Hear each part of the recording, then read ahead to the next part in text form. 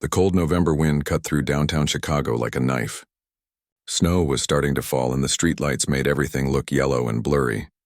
People hurried past on the sidewalk, their heads down, rushing to get somewhere warm. Among all these busy people stood an old woman. Her name was Rosa, and she was 67 years old. Her gray hair was messy from the wind and her old brown coat had holes in it. The coat used to be nice, but that was a long time ago. Now it barely kept her warm. Rosa had been living on the streets for 3 months. 3 long, terrible months. She never thought her life would end up like this. Just a year ago, she had a small apartment, a warm bed, and enough food to eat. But life has a way of changing everything in the blink of an eye. Her husband, Miguel, had gotten sick, very sick. The doctors said it was cancer and they tried everything to help him. But medicine cost a lot of money. A lot of money. Rosa and Miguel spent all their savings trying to make him better. They sold their car. They sold their furniture. They even sold Rosa's most precious thing, her piano. But Miguel still died. And Rosa was left with nothing but a mountain of hospital bills. She lost her apartment 2 weeks after Miguel's funeral. The landlord felt bad for her, but he had bills to pay too. Rosa found herself on the street with just an old suitcase and the clothes on her back. Now 3 months later, she hadn't eaten anything in 2 days. Her stomach hurt from being so empty. She felt weak and dizzy. She knew she needed food soon or something bad might happen to her. Rosa stopped walking and looked at the restaurant in front of her. It was called Luigi's and it looked very fancy. Through the big windows, she could see people eating expensive food. Men in nice suits and women in pretty dresses were laughing and talking over their meals. But what caught Rosa's eye wasn't the people or the food. It was the beautiful black piano sitting in the corner of the restaurant. It was a grand piano, the kind she used to dream about owning. Even from outside, she could tell it was a good one. Rosa had learned to play piano when she was just 5 years old. Her mother worked 2 jobs to pay for lessons. Music is the only thing they can never take away from you, her mother used to say. And her mother was right. Even now, when Rosa had lost everything else, she still had music in her heart. She remembered her first time playing on a stage. She was 8 years old and her little hands could barely reach all the keys. But when she played, something magical happened. The whole room went quiet. People stopped talking and just listened. After she finished, everyone clapped and clapped. Her mother cried happy tears. That was the beginning of Rosa's love story with music. She practiced every day for hours. She got better and better. She won competitions. She got a scholarship to study music at a famous school called Juilliard in New York City. At Juilliard, Rosa learned from the best teachers in the world. She played pieces by Mozart, Chopin, and Beethoven. Her professors said she had a gift. They said she could become one of the greatest pianists in America. And for a while it looked like they were right. After she graduated, Rosa started performing in big concert halls.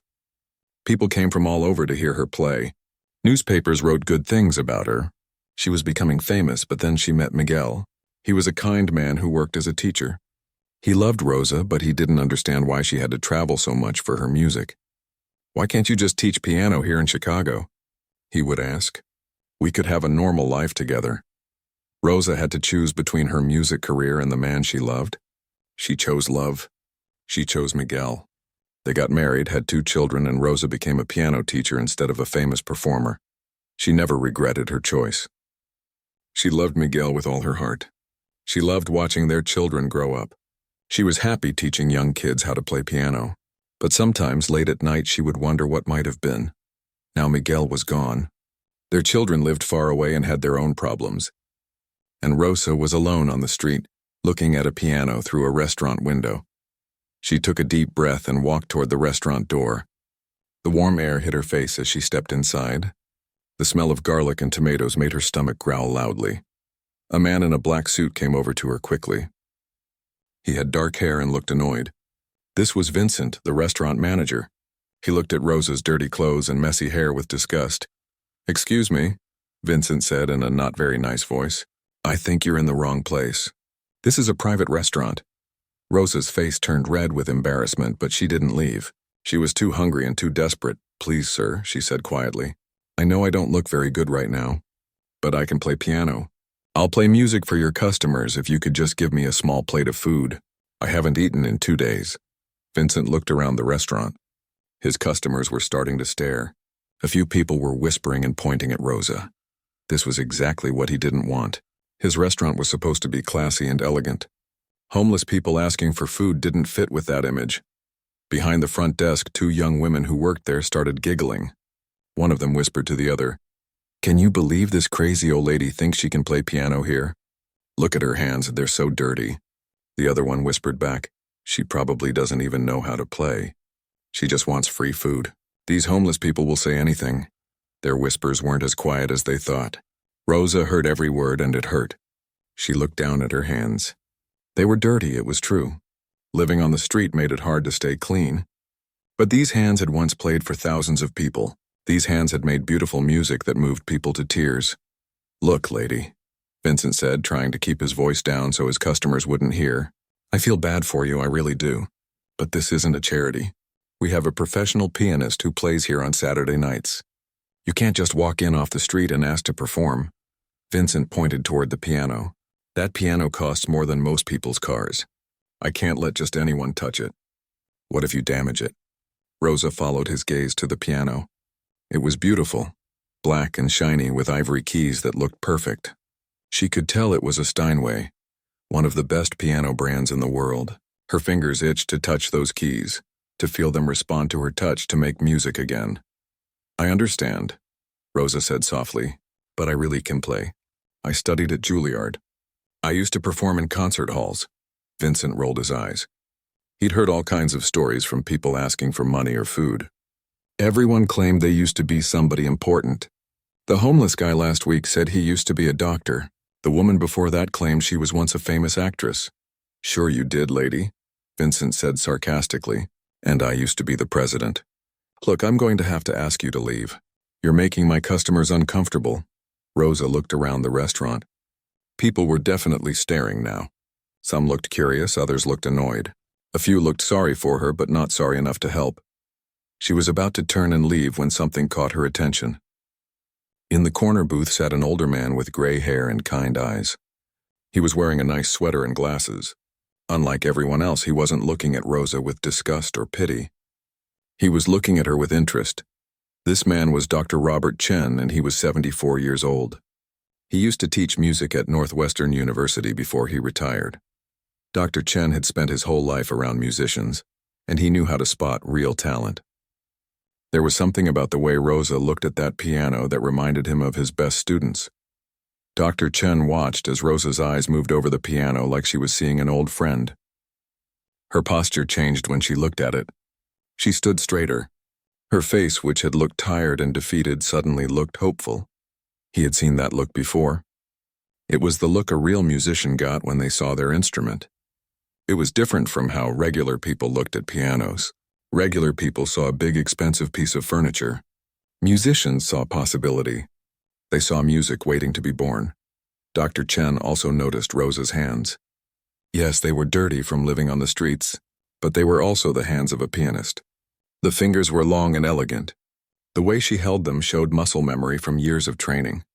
These weren't the hands of someone pretending to be a musician. "Wait," Dr. Chen called out, standing up from his table. "Vincent, what's the harm in letting her play one song?" Vincent turned to look at Dr. Chen.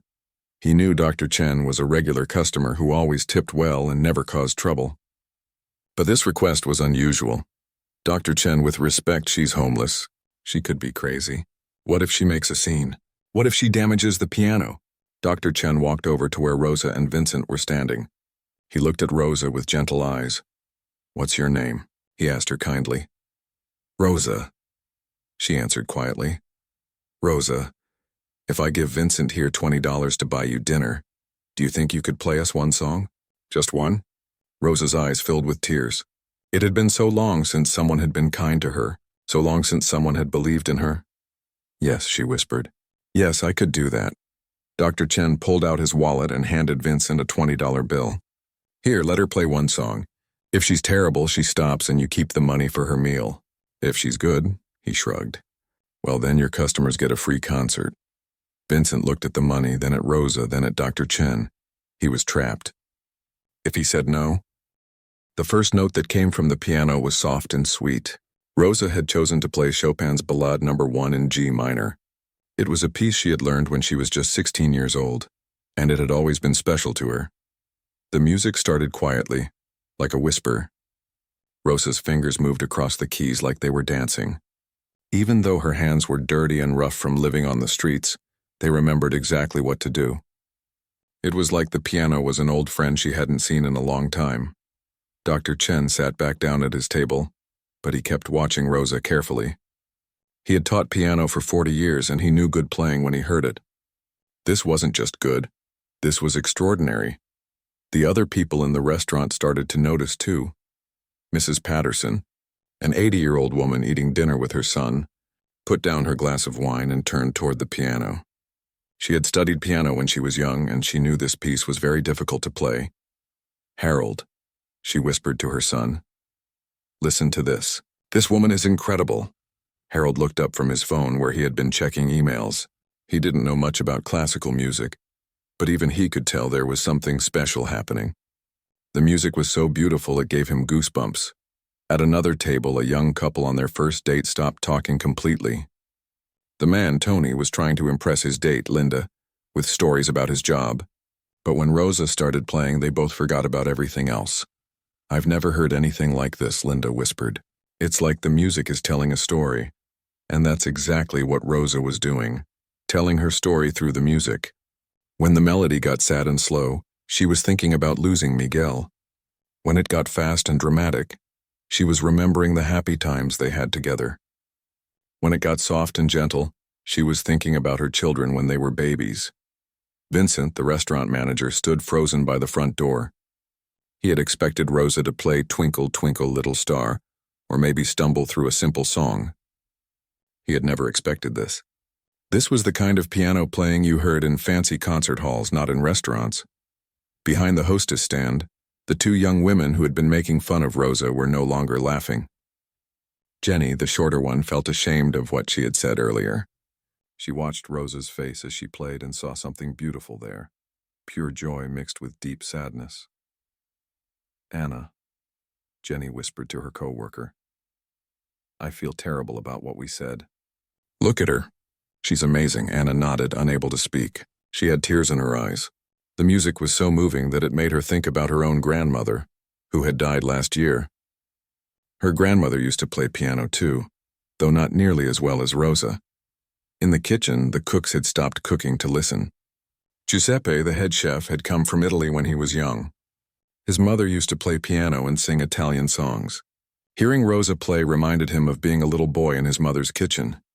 "Madonna mia," he whispered in Italian. "This woman, she has the gift." The other kitchen workers nodded in agreement. Even though they were busy with dinner orders, they couldn't help but stop and listen. There was something about Rosa's playing that made everything else seem less important. Dr. Chen was becoming more and more amazed as Rosa continued to play. He pulled out his phone and started recording. He had a feeling this was something special, something that should be saved. As Rosa played, the difficult parts of the piece didn't seem difficult for her at all. Her fingers flew across the keys with perfect timing. She played the loud parts with power and the soft parts with gentleness. She knew exactly when to speed up and when to slow down. This was the kind of playing that took decades to develop. Dr. Chen had heard thousands of students play this same piece over the years. Most of them could get through the notes correctly, but very few could make it sound like Rosa was making it sound. A businessman named Frank was sitting at the bar, waiting for his takeout order. He had been having a terrible day at work. His boss had yelled at him, he had lost an important client, and his car had gotten a parking ticket. He was feeling angry and frustrated, but as he listened to Rosa play, his anger started to melt away. The music was like medicine for his soul. It reminded him that there were still beautiful things in the world, even when life was hard. At a corner table, an elderly man named George was eating dinner alone. His wife had died 6 months ago and he still felt very lonely. He came to this restaurant every Friday night because it was where he and his wife used to have their anniversary dinners. George was thinking about his wife when Rosa started playing. The music was so beautiful and sad that it made him remember all the good times they had together. Instead of making him more sad, the music somehow made him feel better. It was like Rosa understood what it felt like to lose someone you love. Meanwhile, Rosa was completely lost in the music. She had forgotten about being hungry. She had forgotten about being homeless. She had forgotten about all the people watching her. There was only the piano and the music flowing through her fingers. This piece had always been emotional for her, but tonight it felt different. Tonight she was playing not just the notes on the page, but her whole life story. Every joy, every sorrow, every hope, every disappointment. It was all there in the music. When she got to the most beautiful part of the piece, several people in the restaurant started crying. The music was so pure and honest that it touched something deep inside them. It reminded them of their own losses, their own loves, their own dreams. Dr. Chen was now certain that Rosa was not just a good pianist. She was an exceptional one. He had heard this piece played by famous pianists on recordings and in concert halls. Rosa's playing was just as good, maybe even better. There was something raw and real about it that made it more powerful than the perfect, polished performances he usually heard. He started thinking about where he might have heard of Rosa before. The name sounded familiar, but he couldn't quite place it. He made a mental note to look it up later. Vincent was having a crisis. He had spent the last 5 minutes trying to figure out what to do. Part of him wanted to let Rosa keep playing forever. She was incredible, and his customers were clearly loving it. But another part of him was embarrassed that he had almost kicked out someone so talented. He looked around the restaurant and saw that everyone was completely captivated. People had stopped eating. Servers had stopped serving. Even the bartender was standing still, just listening. Mrs. Patterson turned to her son Harold and whispered, "This woman should be playing at Carnegie Hall, not begging for food in a restaurant."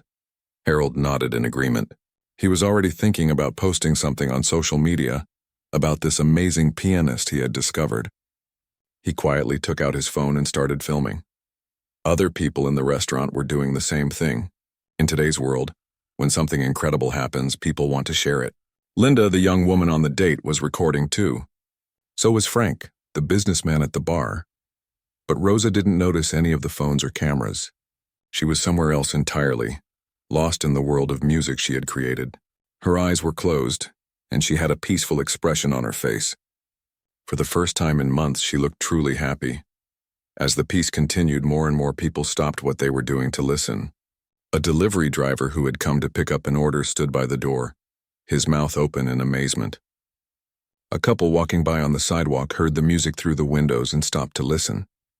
Dr. Chen was getting more excited by the minute. He had discovered many talented students over the years, but he had never discovered anyone like this.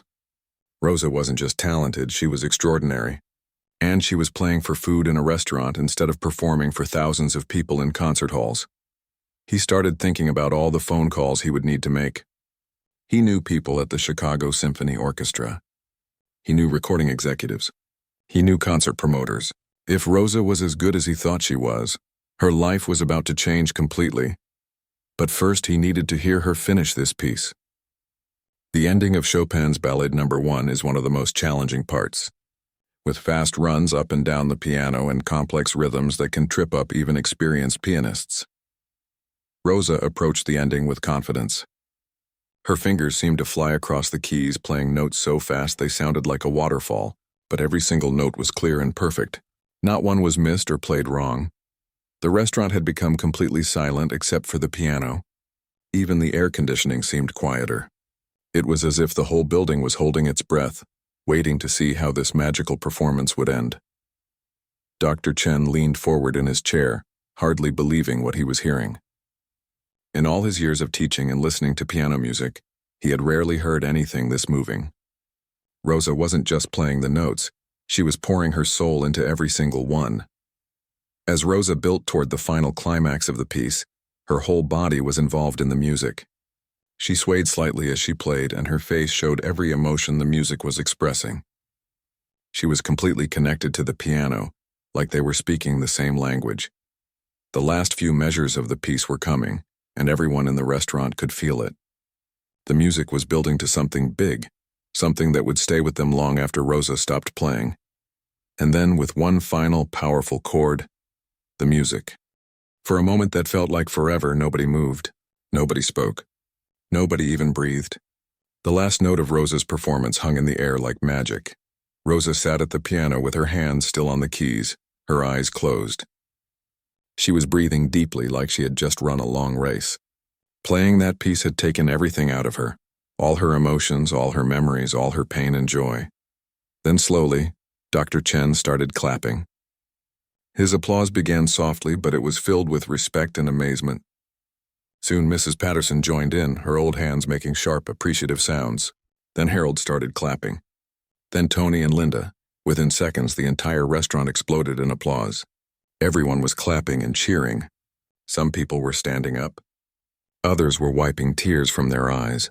The sound was so loud that people walking by on the street stopped to see what was happening. "Bravo!" shouted Giuseppe from the kitchen doorway. "Brava!" He had flour on his hands from making pasta, but he didn't care. He clapped harder than anyone. Jenny, the young hostess who had made fun of Rosa earlier, was crying openly. She felt so ashamed of herself for judging this incredible woman. She clapped until her hands hurt, hoping somehow that would make up for her earlier meanness. Vincent stood near the front door, his mouth hanging open. He couldn't believe what had just happened in his restaurant. In all his years in the business, he had never seen anything like this. His customers weren't just happy. They were moved, deeply moved. Frank, the businessman who had been having a bad day, found himself standing and cheering. The music had changed his whole mood. He felt like he had just witnessed something truly special, something he would remember for the rest of his life. "That was incredible," he called out. "Absolutely incredible." Rosa finally opened her eyes and looked around the restaurant. She couldn't believe what she was seeing. All these people were clapping for her. They were smiling at her with genuine warmth and admiration. Just 10 minutes ago, they had been looking at her like she was nothing. Now they were treating her like a star. She tried to stand up from the piano bench, but her legs felt weak. The performance had taken more out of her than she realized. Dr. Chen quickly walked over to help her. "Easy there," he said gently, taking her arm. "That was absolutely magnificent. Are you all right?" Rosa nodded, though she felt overwhelmed. "I haven't played like that in so long," she whispered. "I wasn't sure I still could." "Well, you certainly can," Dr. Chen said with a big smile. "That was one of the most beautiful performances I've ever heard, and I've heard a lot of piano music in my life." The applause continued for what felt like several minutes. People were calling out compliments and praise. Some were already reaching for their phones to tell their friends and family about what they had just witnessed. Harold was the first to post something on social media. He wrote, "You guys, I just heard the most amazing piano performance of my life. This homeless woman walked into a restaurant and played Chopin like I've never heard it before. I'm literally crying. Incredible music, I'll never judge a book." Linda was recording a video message for her sister. "Katie, you're not going to believe what just happened. I'm at this restaurant and this elderly homeless woman just played the most beautiful music I've ever heard. Everyone in here is crying. It was like magic." Mrs. Patterson turned to her son Harold and said, "I want to give that woman some money. She shouldn't be homeless. Someone with that much talent should be taken care of." Harold reached for his wallet immediately. "You're absolutely right, Mom. That was worth way more than the price of dinner." All around the restaurant, people were having the same idea. They started pulling out their wallets and purses, wanting to help Rosa.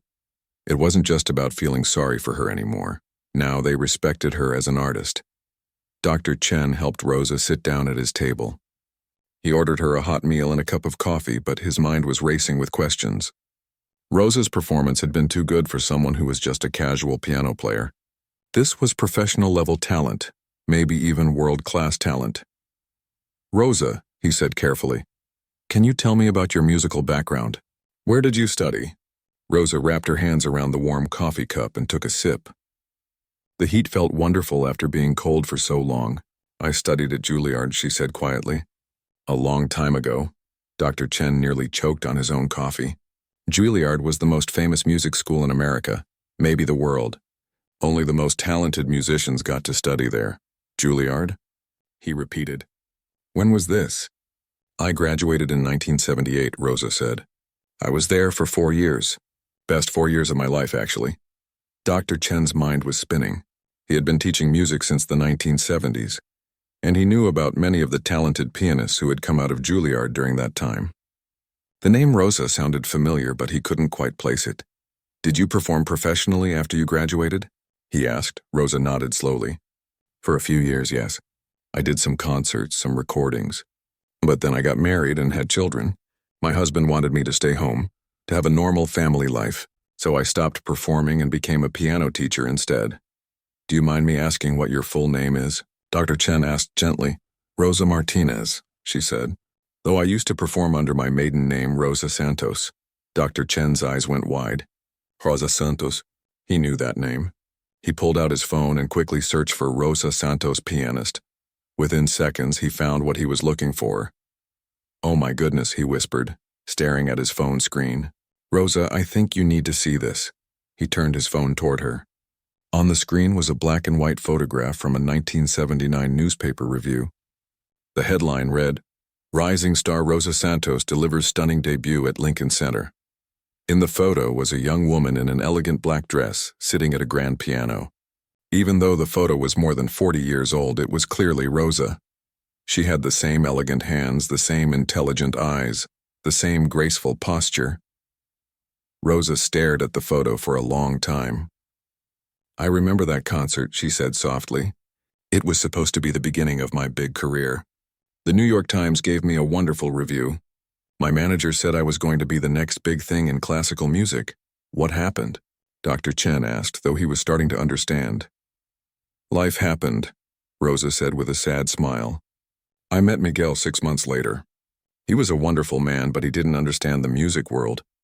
He thought I was being selfish for wanting to travel and perform. He said if I really loved him, I would choose him over my career. She paused and took another sip of coffee. So I did. I chose love. I chose family. And I was happy with that choice for many years. Miguel and I had 38 wonderful years together. We raised 2 beautiful children. I taught piano lessons and played at church on Sundays. It was a good life. But you gave up performing completely? Dr. Chen asked. Yes, Rosa said. Miguel was jealous of my music.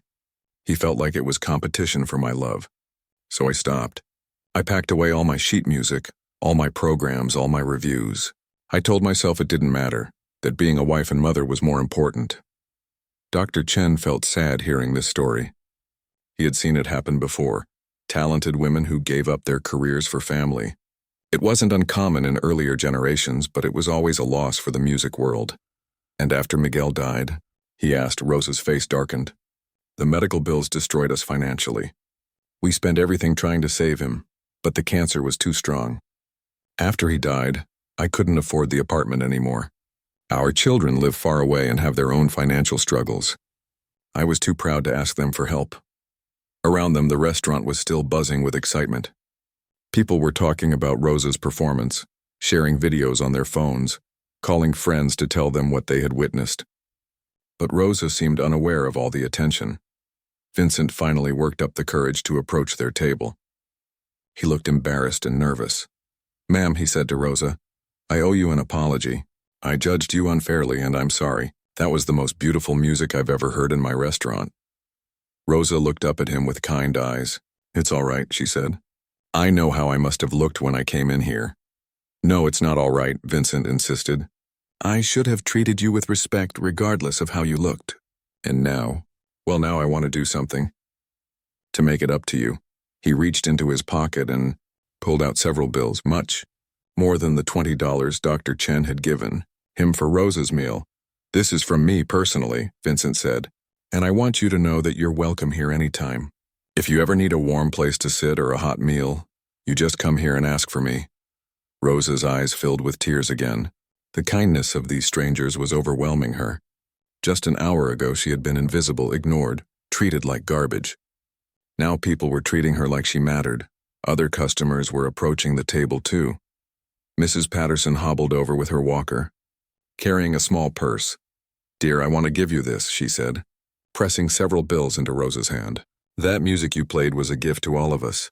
You reminded me of why I fell in love with piano when I was a little girl. Harold was behind his mother, also holding money. Ma'am, my mom is right. That was incredible. I posted about it online and it's already getting hundreds of likes and comments. People are amazed. More and more people came over to give Rosa money and compliments. The young couple. Dr. Chen finished his phone call and walked back to the table where Rosa was sitting. His face was bright with excitement, but he was trying to stay calm. He didn't want to get Rosa's hopes up too much, at least not yet. Rosa, he said, sitting down across from her, I just called a friend of mine at the Chicago Symphony Orchestra. She's very interested in hearing about you." Rosa looked confused. "The Chicago Symphony? Why would they be interested in me?" "Because talent like yours doesn't come along very often," Dr. Chen explained. "What you just played. Rosa, I've been around professional musicians my whole life. What I heard tonight was world class. You belong on concert stages, not on the streets." Rosa shook her head slowly. "That was a long time ago. I'm 67 years old now. My performing days are over." "Says who?"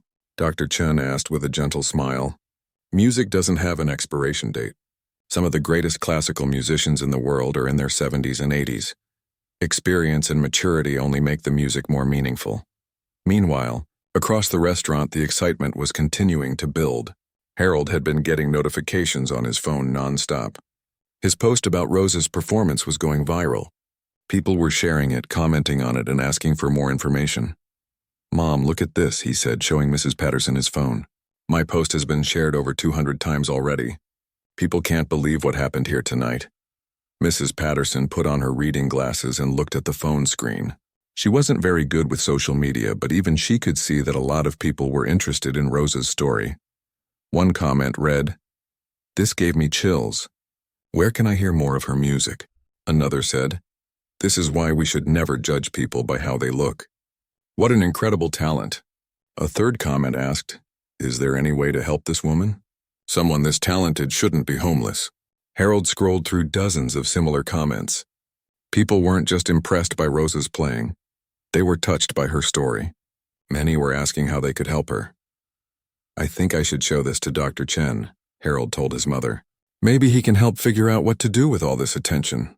While Harold was thinking about social media, Dr. Chen was having a much more serious conversation with Rosa. He had done some more research on his phone and found several old articles about her early career. "Rosa, I found more information about your past performances," he said, showing her his phone. "Look at this review from the Chicago Tribune in 1980. They called you a pianist of extraordinary sensitivity and technical brilliance." Rosa read the review quietly. It was strange seeing her name in print after so many years. It felt like reading about a different person, someone from another lifetime. "They also mentioned that you performed with the Cleveland Orchestra that year," Dr. Chen continued. "And this article from 1981 talks about your recording of Chopin's complete ballades. Rosa, do you realize how impressive that is? Most pianists never get the chance to record with a major label." "I remember that recording," Rosa said softly. "It took 3 days in the studio. I was so nervous, but the producer said it was some of the best Chopin playing he'd ever heard." Dr. Chen leaned forward excitedly. "What happened to those recordings? Are they still available?" Rosa shrugged. "I have no idea. After I stopped performing, I stopped paying attention to the music business. For all I know, they stopped selling them years ago." Dr. Chen was already searching for Rosa's old recordings on his phone. It took a few minutes, but he finally found them. They were available on several music streaming websites, though they were listed as classic recordings from decades past. "Rosa, they're still here," he said, showing her the screen. "People can still buy your old recordings. Look at some of these reviews from music fans." He read some of the comments out loud. Rosa Santos was one of the most underrated pianists of her generation. Her Chopin recordings are among the finest ever made. "I wish she had recorded more. Where did she go?" Rosa listened to these comments with amazement. She had no idea that people still remembered her music, or that anyone was still listening to those old recordings. "But that was so long ago," she said. "I'm not the same person I was then." "No, you're not," Dr. Chen agreed. "You're better. What I heard tonight had a depth of emotion that only comes from living a full life, from experiencing real joy and real loss. Your playing tonight was more moving than anything on those old recordings." While they were talking, Harold approached their table. He looked excited but also a little nervous.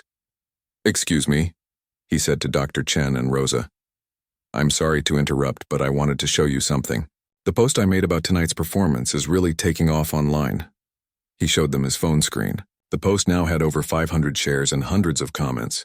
People were sharing videos they had recorded of Rosa's performance, and the story was spreading rapidly across social media.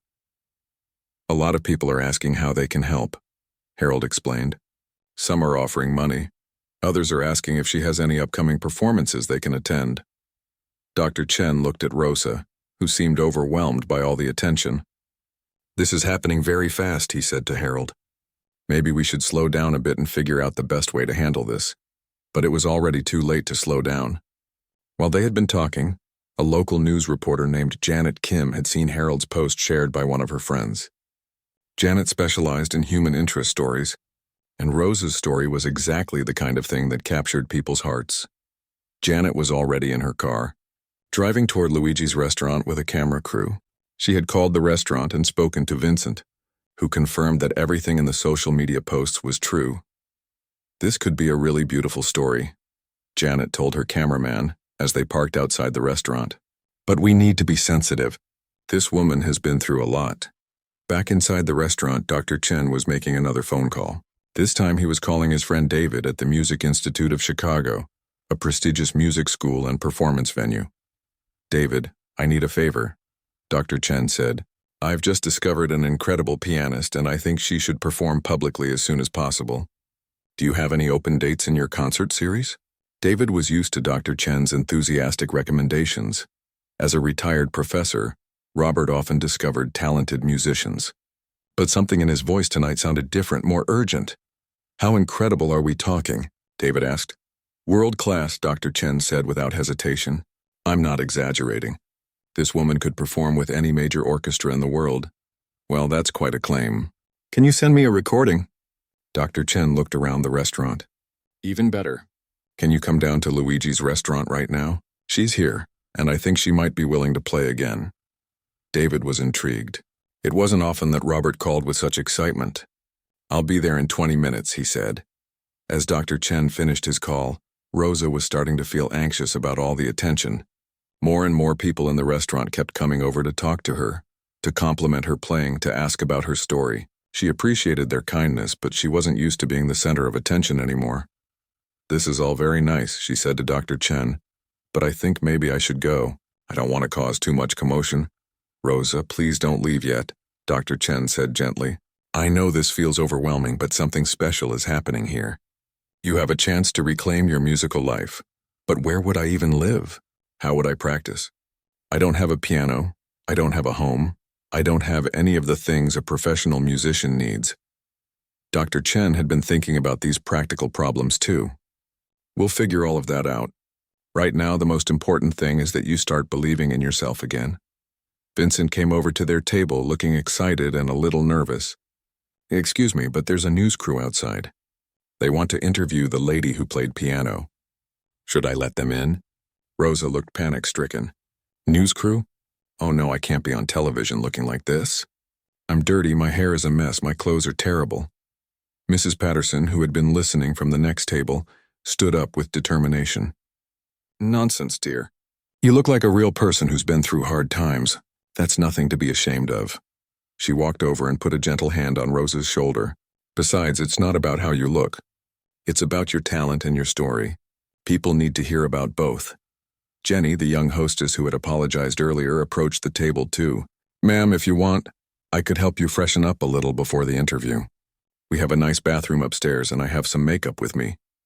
Rosa looked around at all these kind faces, Dr. Chen encouraging her, Mrs. Patterson supporting her, Jenny offering to help, Vincent welcoming her.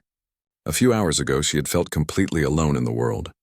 Now she was surrounded by people who believed in her. "I don't know," she said uncertainly. "I haven't done an interview in over 30 years. What would I even say?" "Just tell your story," Dr. Chen said. "Tell them about your music, about Miguel, about the choices you made. People will understand." Harold looked up from his phone again. "Ma'am, I think you should know. The video of your performance is really spreading now. It's been shared over 1,000 times, and local news stations are starting to pick up the story." He showed her some of the comments people were leaving. The interview with Janet Kim changed everything for Rosa. Janet was a skilled reporter who knew how to ask the right questions and make people feel comfortable. She didn't sensationalize Rosa's homelessness or treat her like a curiosity. Instead, she focused on Rosa's incredible talent and the inspiring message of her story. "Tell me about tonight," Janet said as the camera rolled. "What was it like to play piano again after losing everything?" Rosa spoke honestly about her fear that she might have forgotten how to play, about the moment when her fingers touched the keys and the music came flooding back. She talked about Miguel, about the choices she had made, and about finding herself alone and homeless at 67. "I thought my story was over," Rosa said, her voice steady but emotional. "I thought the best parts of my life were behind me. But tonight when I played, I remembered who I used to be. And maybe I can be that person again." The interview lasted 20 minutes, but Janet knew she had something special. Rosa's story was about so much more than homelessness or even music. It was about resilience, about second chances, about the power of art to transform lives. When the interview aired the next morning, it touched hearts across Chicago and beyond. The local news segment was picked up by national networks. Within hours, Rosa's story was being shared across the country. But the real magic happened online. Harold's original post, combined with the videos that people had recorded at the restaurant, created a perfect storm of viral content. The hashtag homeless pianist started trending. Musicians, celebrities, and ordinary people began sharing Rosa's story. Famous pianist Lang Lang shared the video with his millions of followers, writing, "This is why music matters. Pure talent and emotion transcending all circumstances. Beautiful." The Chicago Symphony Orchestra's social media team posted, "We are deeply moved by Rosa Santos's story and performance. True artistry knows no boundaries." Even celebrities who weren't musicians were touched by Rosa's story. Actor Tom Hanks, who lived part-time in Chicago, shared the video with the comment, "Sometimes the most beautiful stories are hiding in plain sight. What an extraordinary woman." But while Rosa's story was spreading online, she was dealing with much more immediate concerns. The night after her performance at Luigi's, she still had nowhere to sleep. Dr. Chen had offered to pay for a hotel room, but Rosa was hesitant to accept such a large gift from someone she had just met. "I've been taking care of myself for a long time," she told him. "I don't want to be a burden." "Rosa, you're not a burden," Dr. Chen insisted. "You're a treasure that needs to be protected. Let people help you." Finally, Mrs. Patterson solved the problem in her own practical way. "Rosa, dear, I have a large house and I live alone since my husband passed. Why don't you stay with me for a few days while we figure out something more permanent?" Rosa was overwhelmed by the kindness. Mrs. Patterson was a stranger, yet she was willing to open her home without hesitation. The next few days passed in a whirlwind of activity. Rosa's phone interview video continued to spread online, reaching millions of people. News outlets from around the country wanted to interview her. Record labels were calling Dr. Chen, asking if Rosa might be interested in making new recordings. Most importantly, performance venues were reaching out. The Chicago Symphony Orchestra officially invited Rosa to be a guest soloist. The Music Institute of Chicago offered her a concert date. Even Carnegie Hall in New York City expressed interest in having her perform. But Rosa was struggling with all the attention. She felt grateful but also scared. "I haven't performed professionally in 40 years, she told Mrs. Patterson over breakfast one morning. "What if I can't do it anymore? What if I disappoint people?" Mrs. Patterson, who had become like a mother figure to Rosa, was having none of it. "Nonsense, dear. You played beautifully at the restaurant. You'll play beautifully on stage too." Dr. Chen was working behind the scenes to make Rosa's comeback as smooth as possible. He had connected her with a wonderful piano teacher named Professor Williams, who offered to help Rosa prepare for her upcoming performances. He also arranged for Rosa to practice on a beautiful grand piano at Northwestern University. The first time Rosa walked into the practice room and saw the Steinway waiting for her, she started crying. It had been months since she had access to a real piano. She sat down and began playing and immediately felt at home. Professor Williams, who was in her 50s and had studied some of Rosa's old recordings, was amazed by what she heard. "Your technique is still flawless," she told Rosa after listening to her play. "And your interpretation has grown so much deeper and more emotional. You're a better musician now than you were 40 years ago." This gave Rosa the confidence she needed. She began practicing seriously for the first time in decades. She worked on pieces by Chopin, Mozart, and Beethoven. She dusted off some of the repertoire from her younger days and learned some new pieces too. Meanwhile, a wonderful thing was happening in Rosa's personal life. Her story had reached her children who lived in other states. Her daughter Lisa called her crying. "Mom, I saw you on the news," Lisa said through tears. "I had no idea things had gotten so bad for you. Why didn't you call us?" "I didn't want to bother you," Rosa said. I know you have your own problems to deal with. Mom, you're our mother. We would have helped. We want to help now. Her son Carlos called the same day. He was a teacher in California, and he had seen his mother's video shared by dozens of his friends and colleagues. Mom, I'm so proud of you, he said. And I'm so sorry we let you go through this alone. That's going to change right now. Both of Rosa's children immediately made plans to come to Chicago for her first major performance, which was scheduled for 3 weeks later at the Music Institute of Chicago. The concert was announced as Rosa Santos, A Return to Music. Tickets sold out within hours. People wanted to see the woman from the viral video, the homeless pianist who had moved hearts around the world. But as the concert date approached, Rosa began to feel nervous again. This would be her first formal concert in over 40 years. She would be playing for hundreds of people who had high expectations based on her story and her viral performance. What if I mess up? She asked Dr. Chen during one of their practice sessions. What if my hands shake? What if I forget the music? Dr. Chen, who had become like a father figure to Rosa, smiled gently. Rosa, do you remember what you told me that first night at the restaurant? You said music was the only thing they could never take away from you. That's still true? He was right. Every time Rosa sat down at the piano to practice, the music flowed out of her naturally. The pieces she was preparing, Chopin's Ballade No. 1, the same one she had played at the restaurant, Mozart's Piano Sonata K331, and Beethoven's Moonlight Sonata felt like old friends welcoming her home. The week before the concert, Rosa did a few smaller performances to get comfortable being on stage again. Dr. Chen arranged for her to play at a senior center and at a local library. These intimate performances went beautifully and helped build Rosa's confidence. The night before the big concert, Rosa couldn't sleep. She was staying in a nice apartment that a local donor had provided for her temporarily. She had new clothes thanks to the generosity of several Chicago residents who had been moved by her story. She had a warm, safe place to live. She had people who cared about her, but most importantly, she had her music back. The night of the concert arrived.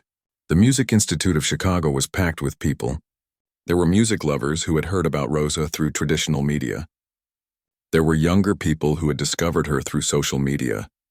There were people from Luigi's restaurant, including Vincent, Jenny, and Giuseppe. Mrs. Patterson sat in the front row, wearing her best dress and beaming with pride. Dr. Chen was backstage with Rosa, helping her stay calm. Her children, Lisa and Carlos, had flown in and were sitting together, excited and nervous to see their mother perform for the first time in their adult lives.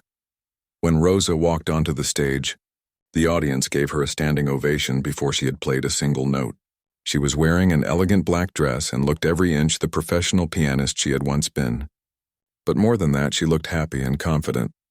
Rosa sat at the beautiful concert grand piano and adjusted the bench. She looked out at the audience, hundreds of faces looking back at her with anticipation and kindness. For a moment, she felt overwhelmed by the love and support in the room. Then she placed her hands on the keys and began to play Chopin's Ballade No. 1, the same piece that had started this incredible journey at Luigi's restaurant just 3 weeks earlier. But this performance was different from that night at the restaurant. This time, Rosa wasn't playing for food or out of desperation. She was playing for joy, for love of music, for the sheer pleasure of sharing her gift with people who appreciated it. The music that came from the piano was even more beautiful than it had been that first night. Rosa's technique was perfect, but more than that, her playing was filled with gratitude and hope. Every note seemed to say thank you to the people who had believed in her when she couldn't believe in herself. When she finished the Chopin, the audience erupted in applause. Rosa smiled and moved on to Mozart, then to Beethoven. Each piece was played with the skill of a master musician and the heart of someone